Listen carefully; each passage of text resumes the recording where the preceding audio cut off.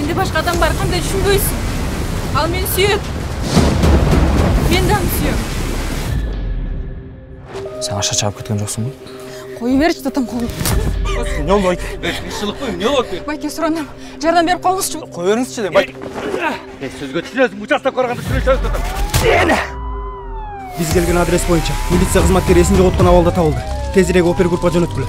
Турайын, ушулай жетишпей атпайбыз.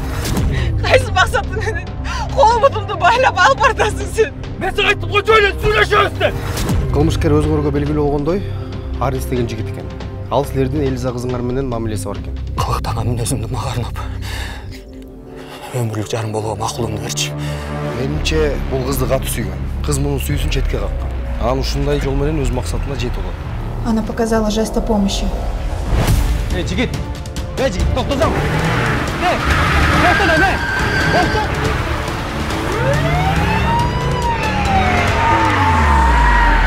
Сен баары милиция армайсың, ошону түшүнүп атасыңбы? Кармамак бүгүн атсасың мага баары! Уктурма мага баары! Сен меники болосуң, же эч кимдики болбосуң. Белгиленген дарек боюнча келдик. Арис аттуу жаран жок, кыз дагы жок бул жерде. Шаарга кирген, чыккан көчөлөрдүн баары тостур.